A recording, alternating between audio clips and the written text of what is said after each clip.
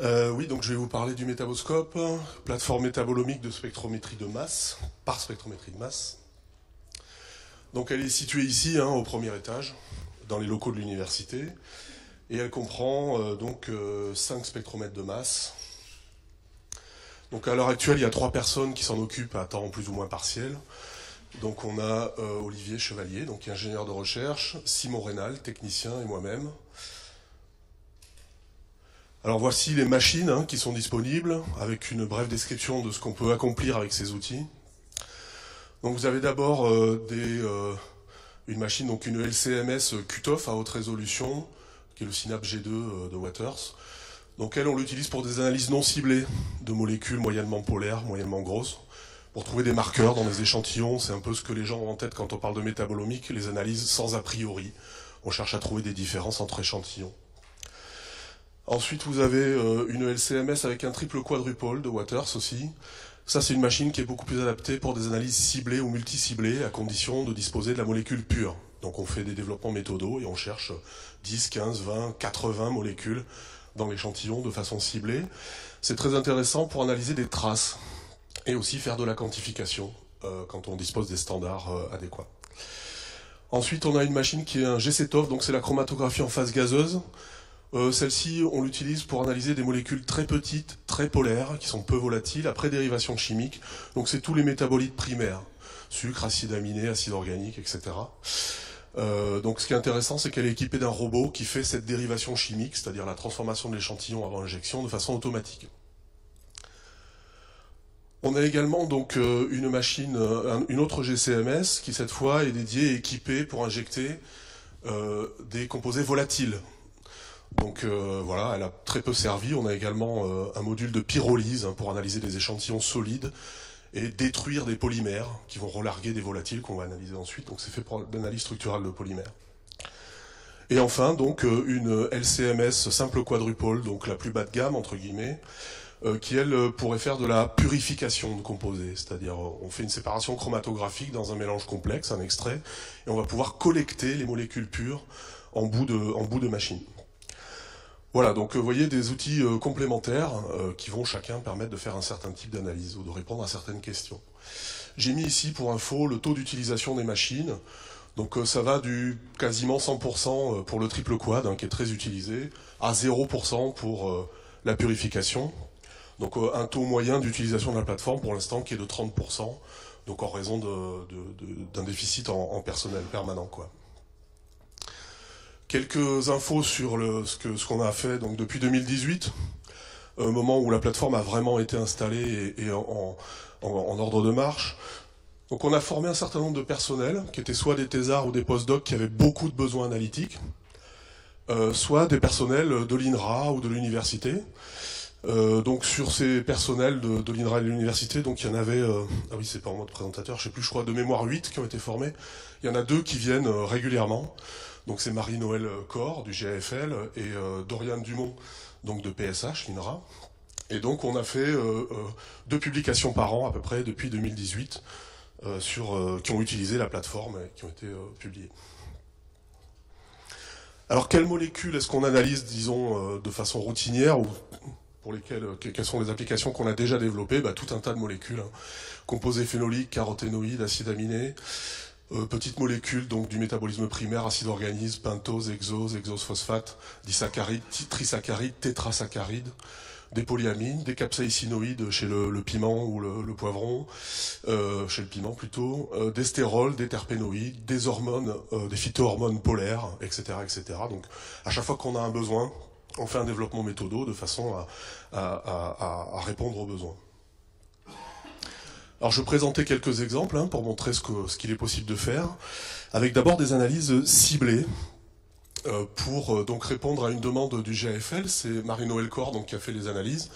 Il s'agissait d'étudier donc les interactions entre le melon, qui est une cucurbitacée et qui dispose d'un système vasculaire un peu spécial avec 2 types de faisceaux qui transportent la sève. Le faisceau, le phloème fasciculé, fasciculaire, pardon, qui est le phloème classique, hein, qui transporte les métabolites nutritifs pour la plante, et puis un phloème particulier, qui est le phloème extrafasciculaire, donc qui lui serait plutôt impliqué dans la défense et transporte des molécules de défense. Et donc Marie-Noël essaie de quantifier des marqueurs de chacun de ces tissus, de ces deux tissus, à la fois dans les pucerons et dans les feuilles, donc avec des approches ciblées sur une molécule à chaque fois. Donc le stachyose, qui est un tétrasaccharide dans le phloème fasciculaire, et la cucurbitacine, qui est un triterpénoïde, qui est beaucoup moins polaire, qui s'analyse donc plutôt en LCMS, le premier en GCMS, toujours de façon ciblée. Voilà un exemple de développement qui a été fait pour répondre à une demande spécifique et ciblée.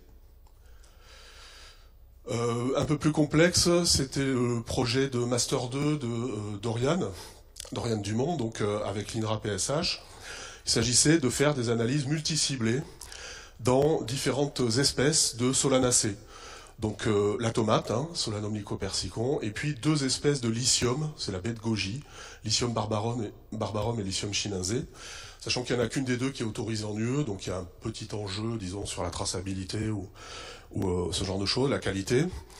Et donc on a développé des méthodes pour cibler des métabolites importants dans les fruits de ces espèces, donc 13 caroténoïdes avec le triple quad, donc une approche multiciblée, 46 composés phénoliques avec le triple quad aussi, approche multiciblée, et 67 métabolites primaires en GCTOF, où on fait ici un mélange de multiciblés et de non ciblés. C'est-à-dire qu'il y a un certain nombre de molécules qu'on veut trouver, on sait qu'on va les trouver avec cette technique, mais aussi on explore l'échantillon en essayant de gratter le maximum d'informations à partir des données.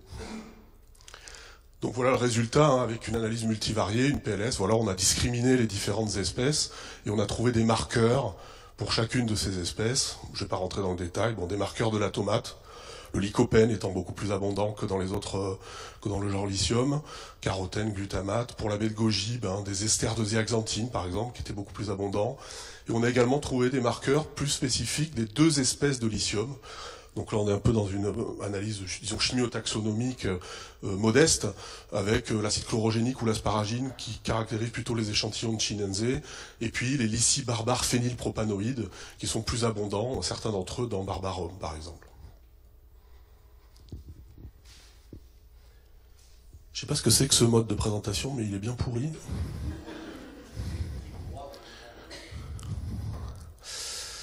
Full screen. Non, c'est vraiment pourri. Il n'y a pas le PowerPoint. Ah ouais, c'est ça. Sauf qu'il n'y a pas le logiciel PowerPoint.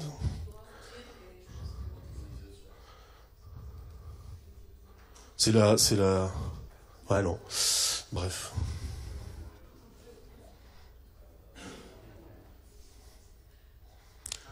Ok, bon. C'est pas grave, on comprend quand même. Autre exemple, où on a développé une méthode d'analyse des capsaïcinoïdes multiciblés avec le triple quad, donc pour caractériser ce type de molécules, hein, des phénoliques un peu particuliers dans le piment et le poivron. Donc ça, c'était dans le cadre de la thèse de Colin Ponce, donc qui travaille en bourse cifre avec une société qui fabrique des aliments pour animaux avec différents additifs, donc ID4Feed. Donc ça aussi, c'est quelque chose qui a tourné en routine ces dernières années.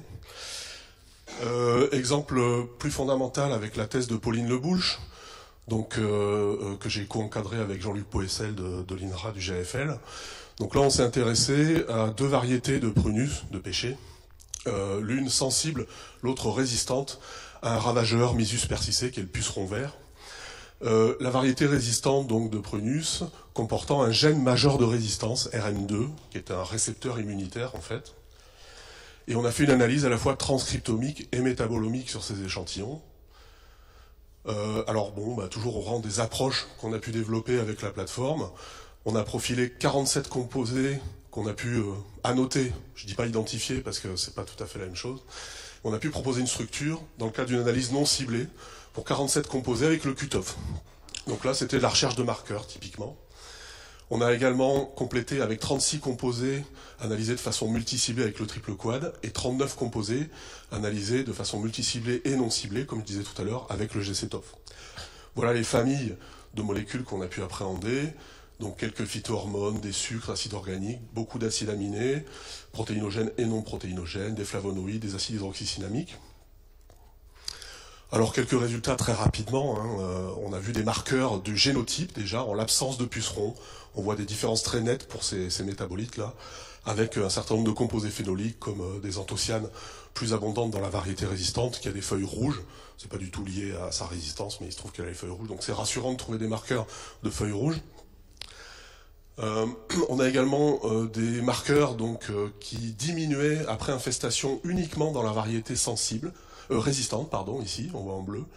Et donc c'est le sorbitol, la glutamine ou la méthionine qui font baisser la valeur nutritionnelle de l'apex du pêcher. Et puis ici, des marqueurs, au contraire, qui s'accumulent spécifiquement dans la variété résistante.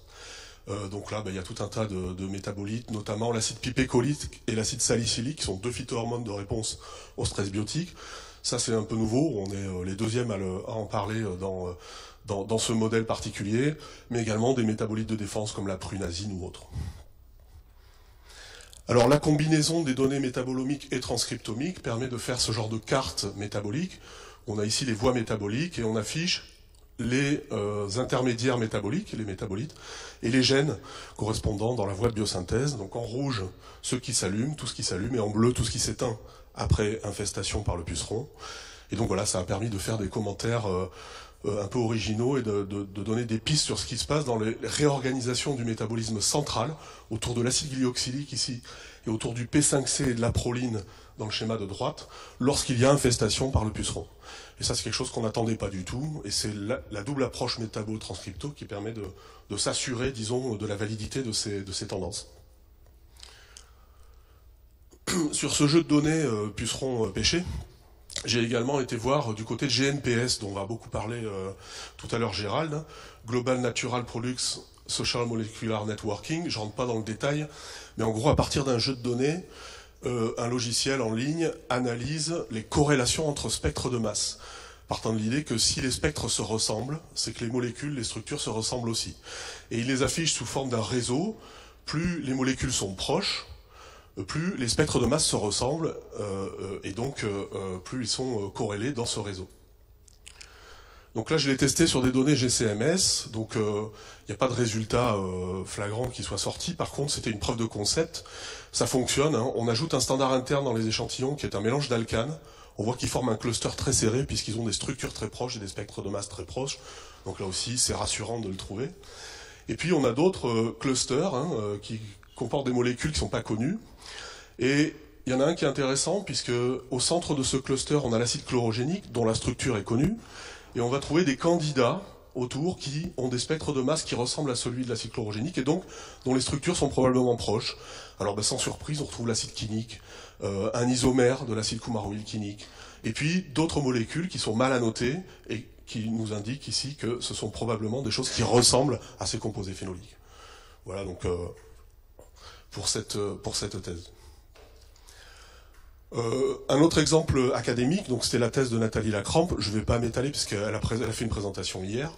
Mais enfin, l'idée était d'analyser des tiges de tomates infectées par un champignon ravageur, la pourriture grise, Botrytis cinerea.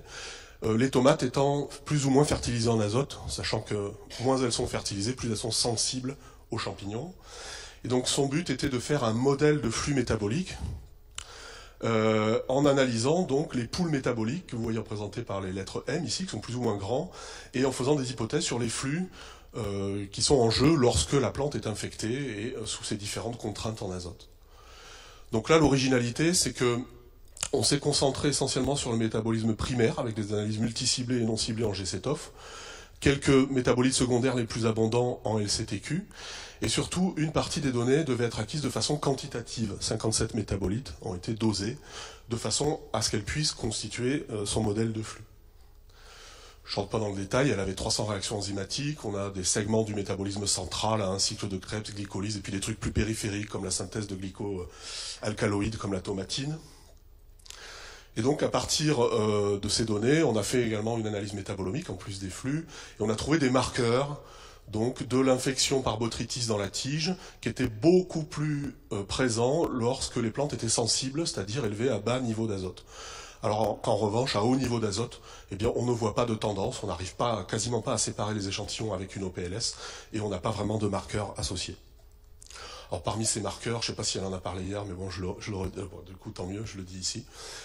Quelques molécules comme le galactinol, hein, qui diminue quel que soit le niveau d'azote après infection. Donc c'est le galactosyl-inositol, on s'y attendait pas du tout, c'est un résultat vraiment inattendu. Et puis d'autres qui au contraire augmentent uniquement chez les plantes sensibles, c'est-à-dire à bas niveau d'azote, on voit les traits en pointillé ici, c'est une cinétique hein, en fonction du temps.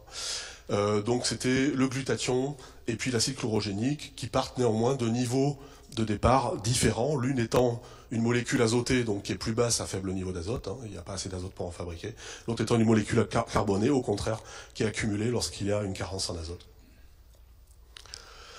Alors je ne vais pas parler des flux, puisque ça elle en a parlé, mais le but était quand même d'aboutir à des commentaires sur le modèle de flux.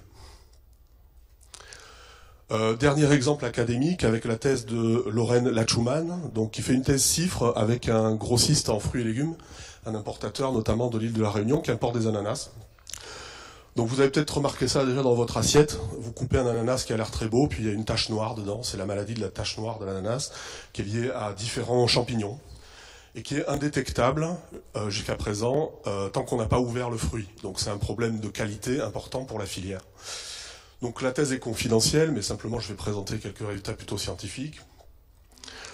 Le but était de comparer des tissus sains et des tissus infectés dans les ananas, alors avec une approche de profilage non ciblé, à la fois en LCMS, donc là on a vraiment cherché que des marqueurs, en LCMS et en GCMS. Donc on a trouvé 53 composés annotés en LC-QTOF et 110 composés annotés en GC-TOF. Et l'idée était de comparer des tissus sains au sein d'une infructescence infectée. Donc un ananas, c'est pas un fruit, c'est un ensemble de fruits, c'est une infructescence. Et chaque petit losange ici est un fruit. Donc il y a dans un ananas infecté des fruits qui sont infectés et d'autres qui ne le sont pas. Donc voilà, donc on a comparé ces différentes modalités expérimentales. Et je vais juste présenter les résultats de l'analyse non ciblée en LC-QTOF. Donc vous avez ici une ACP réalisée sur les features, c'est-à-dire ce qui sort directement du traitement des données brutes. C'est le premier résultat qu'on a. Les molécules ne sont pas annotées, elles ne sont pas identifiées. Silence, s'il vous plaît.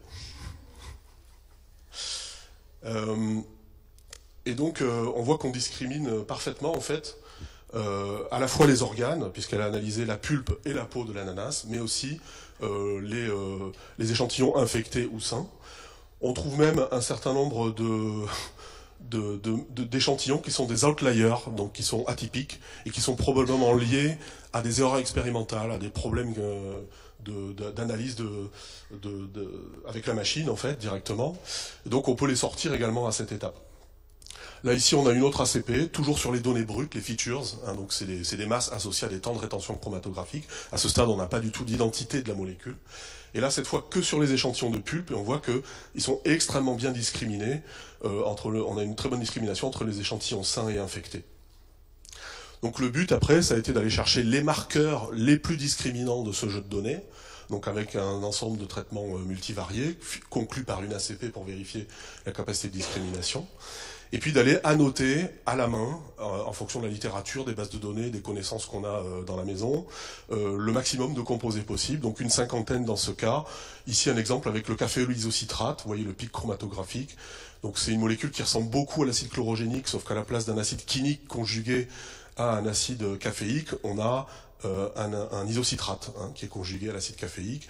Et donc à partir des spectres MS et MSMS, ensuite on a essayé de valider ces structures, d'être sûr que c'était bien ces molécules. Là vous avez un autre exemple avec le synapylglutathion, donc qui est un thioéther entre le glutathion et un composé phénolique, le synapate. Donc là on a utilisé les modes positifs et négatifs pour être sûr de trouver la masse monoisotopique de la molécule neutre. Et ensuite on a été chercher en MSMS en étudiant les fragments pour essayer de confirmer avec plus ou moins de certitude cette structure. Alors pour conclure, deux exemples de prestations pures effectuées sur la plateforme pour des sociétés. Le premier, c'était pour la société Loist, dans sa filiale Loist Agriculture, c'est un groupe belge qui commercialise notamment des stimulateurs de défense des plantes, d'origine naturelle, la gamme Naneos. Et donc ils voulaient savoir ce qu'il y avait dans leur stimulateur de défense des plantes. Donc ils ont envoyé des échantillons, on a injecté ça en GCMS, et on a fait une analyse totalement non ciblée. Donc là, je vous montre un petit peu le workflow, la démarche. Donc on a une préparation minimale de l'échantillon, avec des étapes de filtration, puis bien sûr une dérivation. Et ensuite, on recherche, avec un algorithme de déconvolution, tous les pics chromatographiques du jeu de données, 790 qu'on a détectés. Ensuite, on va filtrer ça par une base de données pour savoir quels sont les pics qui ont une chance d'être annotés, c'est-à-dire dont on pourrait connaître la structure. Et on a abouti à la fin à 81 métabolites. Donc on a pu dresser la liste de ce qu'on a trouvé dans leurs produits. Dernier exemple de prestation pure, donc c'est pour la société UV Boosting. Donc ils ont besoin, alors c'est une société qui traite les plantes avec une stimulation par radiation ultraviolette, cette fois. Donc l'idée est pareille, c'est de stimuler les défenses des plantes. Donc c'est monté sur un tracteur et puis il passe dans les champs essentiellement pour l'instant la vigne, mais ça s'applique à d'autres cultures. Et donc dans le cadre de leurs essais, ils ont énormément d'échantillons pour lesquels ils souhaitent valider l'effet du traitement UV avec des marqueurs métaboliques, qui sont des marqueurs de réponse à cette stimulation. Et donc on a développé une méthode multi-ciblée pour eux, avec le triple quad. Et donc ils font ça en routine maintenant, Simon fait ça avec Olivier. Donc ils font des analyses sur des centaines d'échantillons, de screening, de tests, donc de ces marqueurs de réponse aux ultraviolets. Voilà. J'ai fini, je vous remercie pour votre attention.